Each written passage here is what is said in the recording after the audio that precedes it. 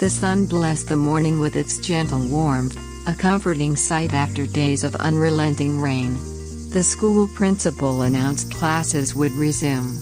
With Ivy safely dropped off, the familiar routine began to reassert itself. Returning home, a brief moment of contemplation, perhaps tidy the house, then visit Auntie Thoa. A quiet check-in, a friendly inquiry about her well-being and the state of her market stall. First, though, breakfast. The aroma of homemade vermicelli, a simple pleasure. It was always a joy to prepare food with care, a guarantee of a delicious meal. Today, the strands were thinner, a delicate touch. Dampness lingered in the air from the recent deluge. Clothes, still carrying the faint scent of humidity, needed another airing. The sunlight streaming onto the balcony offered the perfect spot. Yet, even in this return to normalcy, a shadow of an unsettling thought persisted. A fleeting memory from a few days prior. Surely not, she murmured to herself, dismissing the notion. It was just one time. Perhaps I'm just overthinking things. The mind, after all, could conjure many anxieties, especially in the wake of chaos. 2 days of submerged roads and homes, then the arduous task of cleaning began. A dust-laden fan, starkly out of place in the newly brightened room, caught her eye. It needed a thorough scrubbing, probably best done outside. With a brush and a resolute sigh, she began. Once the cleaning was done, she would make her way to Auntie Thoa's, a sense of duty guiding her steps. Meanwhile, Sun found himself in his supervisor's office. "Sir, may I be excused to leave early?" he asked, a hint of weariness in his voice. "Sun, please come in for a moment," his boss replied, a slight smile playing on his lips. "Today marks the beginning of a new month.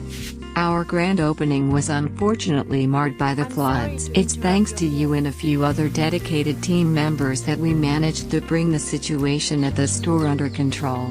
Sun listened attentively, a sense of quiet pride swelling within him. "Throughout your trial period, I've observed your quick thinking, your diligence, and your effectiveness. Therefore, I've decided to offer you a permanent position in our company." A wave of relief washed over Sun. "Yes, sir. Thank you so much. I promise to always strive to complete every task assigned by the company and by you, to the best of my ability." The gratitude in his voice was palpable, a testament to the opportunity that lay before him. "Excellent," the boss responded, pushing an envelope across the desk. "This is your probationary salary. I've also added a bonus of 3 million dong. I intended to give this to you at the end of last month, but the flood at the company delayed things. Your official salary, now that you're a full-time employee, will be increased by 5 million dong." The stack of bills in the envelope represented much more than mere compensation. It was a recognition of his resilience and hard work during a challenging time. "In total, this is 13 million dong. Please count it." Sun gently pushed the envelope back. "No need to count, sir. I trust your word completely." "Thank you." He bowed slightly. "I hope that now, as a permanent employee, you will continue to work as diligently as you have been," the boss encouraged, his tone reflecting a genuine investment in Sun's future. "Yes, sir, you can rest assured," Sun affirmed, his voice firm with renewed determination. "I will do my utmost in all tasks you entrust to me." The boss nodded, a look of satisfaction on his face. "You've put in a lot of overtime these past few days. I'd like you to take a few days off for some well-deserved rest." This unexpected gesture of care resonated deeply with Sun. "Thank you, sir," the boss concluded. "There's nothing else for now. You may go home. I'll call you when it's time to return to work." "Yes, sir, please do. I'll take my leave now." Sun saluted his boss before turning to leave. The weight of responsibility felt lighter, replaced by a sense of accomplishment and anticipation for the future. He left the office, reflecting on how fortunate it was that the company's flood damage had been contained. Any further damage would have been catastrophic, not just for the business, but for the livelihoods it supported. Arriving home, the familiar sight of his father brought immediate comfort. "Father, I'm home," son announced, the words a gentle balm after days of arduous work. "You've returned, my son. Were you very tired?" his father asked, his eyes crinkling with concern. "Just the usual, father," son replied, though his body ached with a fatigue that went beyond the ordinary. "Is everything settled at work?" his father pressed gently. "Yes, it's mostly stable now, father. Fortunately, during the flood, several colleagues stayed behind to help me manage the situation at the office. We managed to limit the damage to just a few wet bags of goods. Nothing serious," son reassured him, but his father's brow remained furrowed. "And you, father? How have you been these past few days?" he asked, sensing his father's underlying worry. "I am well, son. My health is fine," his father affirmed, then a familiar concern etched itself onto his face. "But I worried so much about the warehouse with all that water. I wanted to go down, but the water was too high. I couldn't." The vulnerability of their livelihood, stored in that ground-level warehouse, was a constant source of anxiety. "Don't worry about such things next time, father. Just stay home and take care of your health. I can handle the work downstairs," son insisted, a filial plea. "I wanted to come home sooner, but the floodwaters were too high. I was isolated. Only today, as the water receded, could I return to check on you." He paused, taking in their home. "Fortunately, our store here is on higher ground, so it wasn't affected by the flooding. If this place had been inundated, I truly wouldn't have known what to do." Their house, perched slightly above the surrounding terrain, represented a small but significant advantage, a silent testament to generations of adapting to the unpredictable whims of nature. His father nodded. "Indeed, this area is naturally higher, so it doesn't flood easily. It was fortunate that after the opening, I had Leon take you home, father. If you had stayed there during the flood, I don't know where you would have found shelter. It would have surely affected your health." There was a brief silence, then his father's gaze sharpened. "But son, you look a bit unwell, as if you might be getting sick." Son nodded, acknowledging the truth in his father's words. "Yes, father. Being in the water so much these past few days because of work, I feel a bit uncomfortable. I think I need to rest for a few days after this." The constant exposure to cold, dirty water had taken its toll, a common hazard for those involved in disaster relief. "Then you must rest for 3 or 4 days until you feel better," his father urged. "You can assign your work to your employees." "Yes, father." Son sighed, a pang of regret. "It's such a pity. If not for this flood, our sales might have been even higher." The economic impact of the disaster was not lost on him, a constant pressure on their small business. But no more talk of work. "I'm too tired. I'll go rest for a bit now." He turned towards his room. "And father, please don't bother cooking. I'll call Leon later to order some food for us. I'm going to my room now." The relief of being home, even with the lingering aches, was immense. The new responsibility on his shoulders felt heavier, yet exhilarating. "It's a good thing Ty is around now to help organize the company's work. This is good," he muttered to himself, a silent acknowledgement of the team's support. He munched on some ngusiosi, a convenient snack. "Hi bought me this granola, it's delicious and handy for when I'm bored.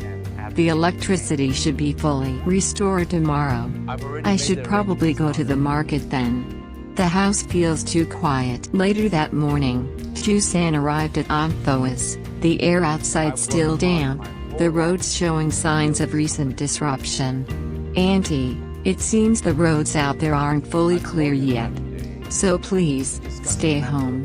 Everyone is still busy cleaning up, Ju-san advised, her voice gentle.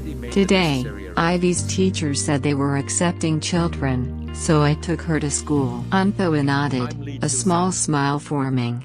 Is that so? Then perhaps by tonight, the roads will be clear. She looked at Ju-san. Has Hai gone to work? Yes, Auntie. Hai is helping the villagers clear the roads, and I think he's also transporting feed. Ju-san explained. I texted him, but he hasn't replied. He must be busy. Yes, he's probably helping the villagers clear the roads. He also said he's bringing the feed back, so tomorrow, when it's dry, I can go to the market. I've been off for too long. Auntie Thoa's words carried the subtle anxiety of a small business owner eager to resume trade after a forced hiatus. Ju-san, do you have enough food where you are? Auntie Thoa asked, her concern shifting to her niece. Yes, I do, Auntie. I raise chickens there, so I have plenty to eat. Ju-san reassured her. Oh, good thing the water didn't reach your place, then, Auntie Thoa remarked, relieved. Yes, fortunately, that spot is high, so it wasn't flooded. Otherwise, I wouldn't have known what to do. You must have been worried at home, Auntie, and couldn't reach me because there was no signal. Ju-san remembered the difficulty of communication during the storm. Yes, the power was out, and my phone signal was patchy. Hai said your place wasn't flooded. I was so worried about Hai's goods and yours, Auntie, because you have so much merchandise at the market, and Hai has so much animal feed. I was really anxious, but I couldn't do anything to help because of the storm. The teacher also let the students off, so I stayed home to look after Ivy. But Hai said his goods were all moved, and you managed to clear out your warehouse of feed. I was so relieved, Auntie. The shared experience of loss and recovery, the collective effort to minimize damage, created a powerful bond. It's good that we were proactive and moved things beforehand. It gives us peace of mind, Auntie Thoa reflected, her voice tinged with the wisdom of experience. Yes, that's excellent, Auntie. Ju-san picked up a bowl of ngusiosi. This granola looks delicious, doesn't it, Auntie? Please, have some. She offered the bowl. It's very good. Yes, please, have some, Auntie Thoa encouraged. It's nice to snack on when you're home and bored. This is truly delicious, Auntie. Ju-san savored the taste, a small moment of normalcy. Last year, the water came so quickly, and I was alone, so I couldn't retrieve much, and we lost a lot of goods, Auntie Thoa recounted, a faint sadness in her voice. This year, when the news reported it, we proactively moved things, so there was no damage. The recurring nature of such disasters was a grim reality for the community. If you need help moving your stall in a few days, after Ivy goes to school, I'll come help you, Auntie. Ju-san offered, a natural extension of family care. Yes, when it's time to move the stall, please come help me, Auntie Thoa accepted warmly. This ngusiosi is delicious, isn't it, Auntie? It has many different fruits in it. Ju-san mentioned, pointing to a red piece. What is this red one, I wonder? She popped it into her mouth, a sudden change in her expression. Nothing, Auntie, I just feel a bit uncomfortable. The initial enjoyment faltered. Oh, the taste of this red one is a bit strange. Auntie Thoa immediately noticed. Is that so? You must take care of your health. Lately, I've noticed you don't look very well. Her concern was immediate and heartfelt. It's probably just the changing weather, Auntie. Nothing serious. Ju-san tried to brush it off, though a faint pallor was evident on her face. Remember to take care of yourself. We should ask Kai to take you to the doctor sometime soon, Auntie Thoa urged, her voice firm with motherly concern. No, I'm fine, Auntie. This red fruit, it's a bit sour, so it made my throat feel a bit odd. It's nothing, Tieu insisted. But Auntie, you look quite pale lately. Oh, it's probably because the power was out the other day, and I fan Ivy all night. So I'm a bit sleep deprived. I'm fine, Auntie. Tieu offered a plausible excuse, though it didn't fully convince Auntie Thoa. You must remember to take care of your health. Ask Kai to take you to the doctor to make sure you're not being careless. Auntie Thoa's persistence stemmed from a deep-seated care, a traditional emphasis on the well-being of family members, especially young women. I'm sure it's nothing, Auntie. I feel completely normal. Please, have some more. Tieu tried to deflect, offering the bowl again. You eat, then. Auntie Thoa relented, a slight worry still in her eyes. Yes, it's good. Tieu's phone buzzed. Hello, Mother? She answered. My daughter, her mother's voice, filled with warmth, came through the line. Mother, how are the floods there? Has the water receded completely? Tieu asked, a slight urgency in her tone. Yes, daughter, the water has completely receded. The relief in her mother's voice was palpable. Good thing our house is on high ground, Mother, so it wasn't flooded. Yes, it wasn't flooded. I'm just cleaning the kitchen a bit, her mother confirmed. My spa wasn't flooded either, Mother. Oh, that's such a relief, daughter. Her mother's concern for her business was clear. Last year it flooded, so I moved everything, but this year it didn't reach. Thankfully, my shop wasn't flooded at all, Mother. That's a real blessing. Otherwise, the floor of my shop is glued, Mother. If it flooded, it would all peel up, costing a lot of money, and the walls are all plasterboard. The damage could have been extensive, a significant financial setback. Yes, that's truly fortunate. Mother, about son, has he returned since he left for work? Tieu asked, her voice dropping slightly. Since Thoa came to visit, and then the floods, your brother went off for work for the company. The floods happened, and he hasn't returned yet. I don't know where he is. Her mother's tone conveyed a mixture of concern and resignation. He hasn't returned? He must be very busy with work, then. He'll probably be back soon, Mother. Tieu reassured her, though a flicker of unease crossed her own face. Mother, I wanted to tell you something. About my wedding. Her voice softened, a hint of vulnerability. Yes? Her mother's immediate interest was evident. Yesterday, Thoa spoke with me. His parents said they want to wait until after this flood season stabilizes, Mother. Her mother sighed, a touch of impatience. Then tell him to hurry up. Everyone has to wait for this rainy season to settle, Mother. What's the rush? Tieu tried to reason. He asked me to convey his parents' message to you yesterday. My dear, was Thoa's house flooded? Her mother's concern immediately shifted. It was flooded, Mother, but it didn't affect their property too much. No significant economic damage. That's good. As long as people are safe, property can be rebuilt, her mother mused, a traditional belief in the paramount importance of human life. You must take care of your health, too, daughter. Yes, Mother. Down here, I hired people and a truck to move all the furniture. How could I do it myself? It's all heavy lifting. Tieu explained her practical approach, acknowledging her physical limitations. That's why you must take care of your health. You don't have to worry about me, Mother.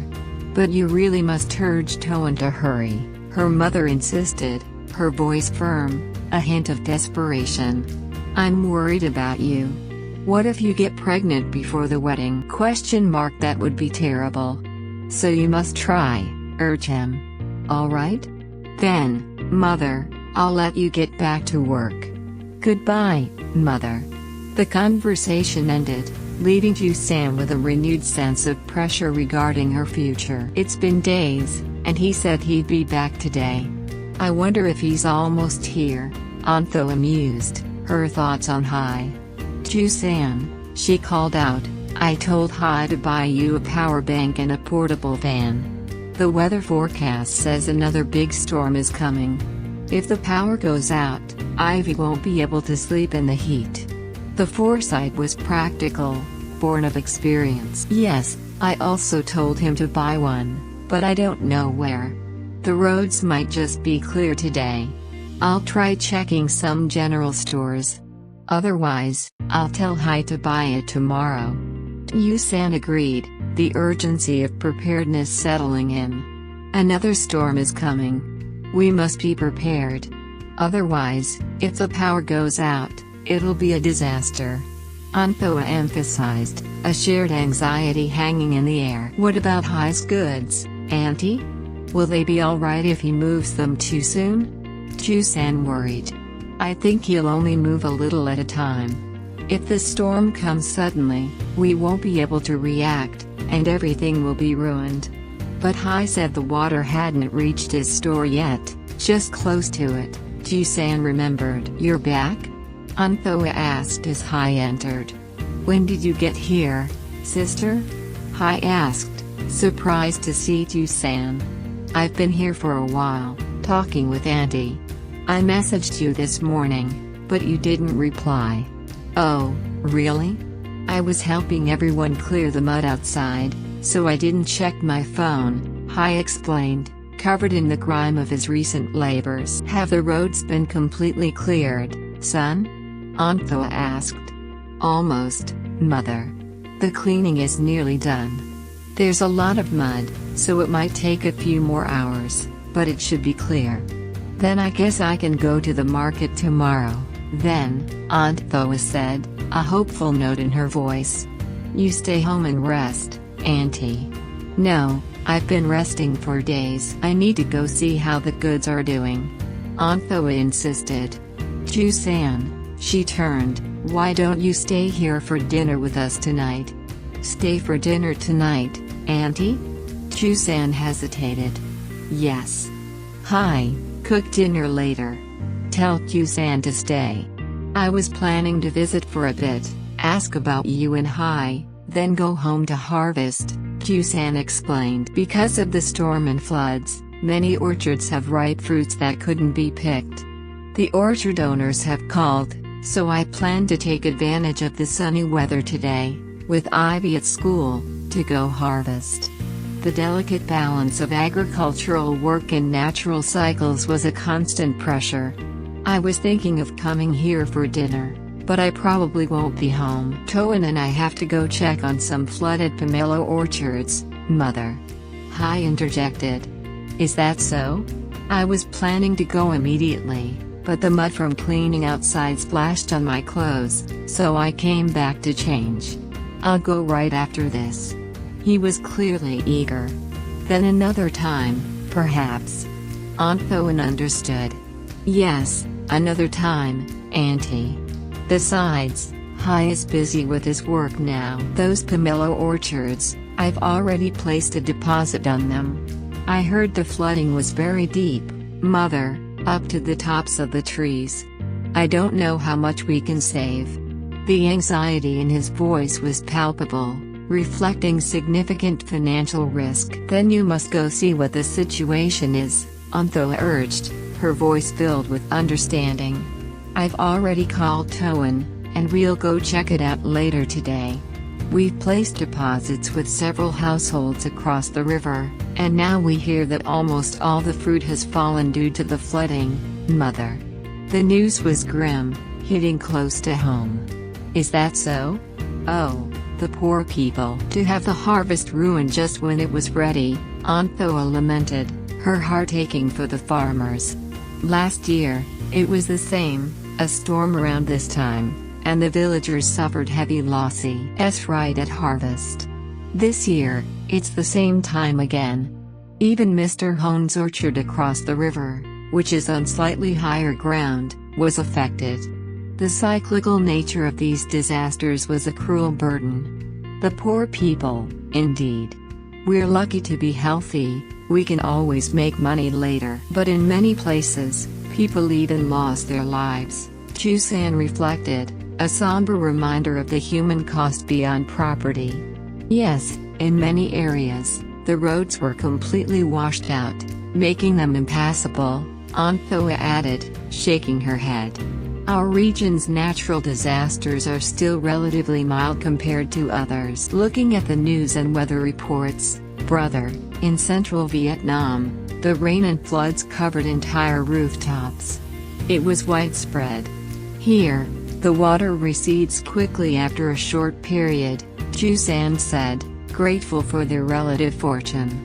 Mother also announced that another storm is coming, and it's even bigger, so we must always be prepared. We need to get our goods ready for this new storm. You should go check and harvest what you can quickly, son. If the storm comes, you won't be able to react in time. Auntie Thoa's words were a stark warning, a call to immediate action. Yes, we've already placed deposits anyway.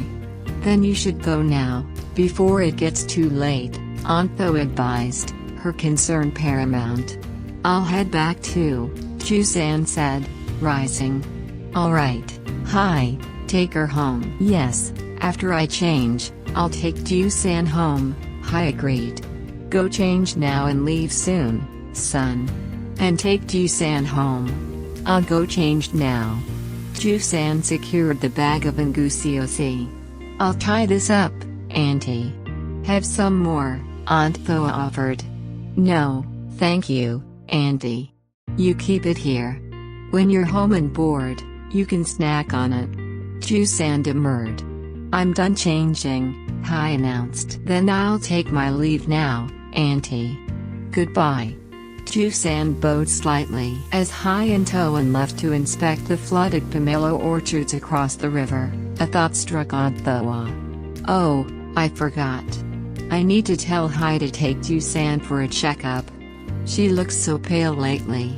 After this storm passes, when things are less hectic, Hai should take her for a comprehensive checkup.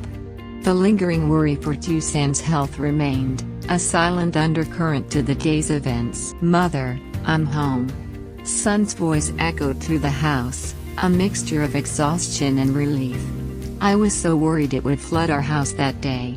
I couldn't focus at work. His mother embraced him warmly. When I called you that day, Mother said Thoan had come to visit, and Trang had brought him here to meet you. I wanted to come back, but it was the opening week, and there was so much work at the company. I had to stay to help everyone. Then came the floods, Mother, such massive floods. The narrative of his recent struggles poured out. Just now, Trang called me, Mother. His mother said. What did Trang say? Son asked. She said her shop luckily wasn't flooded. It was just at the edge. His mother recounted. The day before yesterday, when I called her, she said the water had reached her shop. I thought for sure it had gotten in. But now she says it didn't, Mother. That's good, then. It's fortunate it didn't flood. I heard the walls and floor were all made of plasterboard and glue. If it flooded, it would all be ruined and need to be redone. It's not like plastic, his mother remarked, relief evident in her voice. Yes, that's good. She also said Thoan's house was flooded, his mother continued. Yes, but I guess they managed to move some things, so it didn't affect their finances or property much. Son nodded, acknowledging the shared misfortune. In a few days, his parents will come too. His mother looked at him intently. Son, everyone hopes things can move quickly, but these storms and floods come unexpectedly, Mother.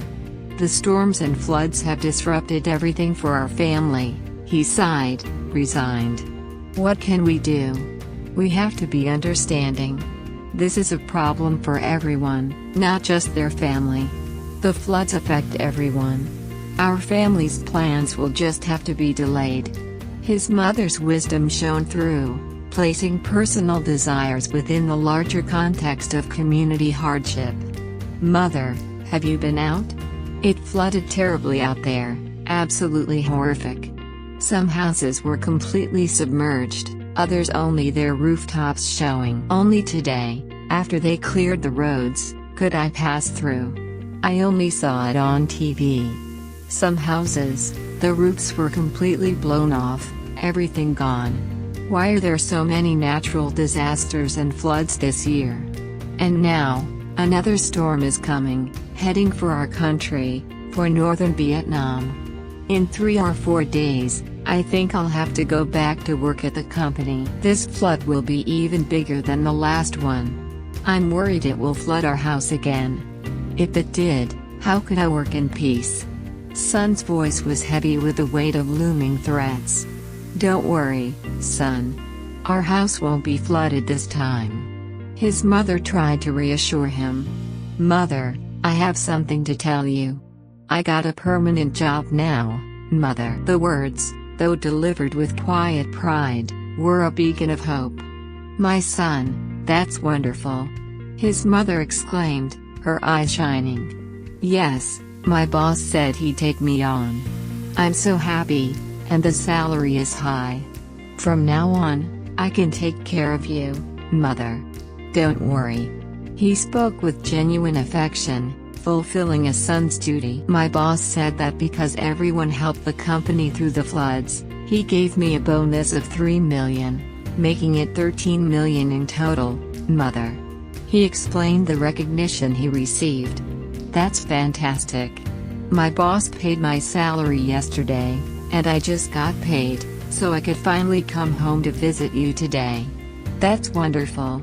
His mother praised, beaming. "Here, I've brought you some of my salary, Mother." He produced a wad of cash, a symbol of his newfound independence and responsibility.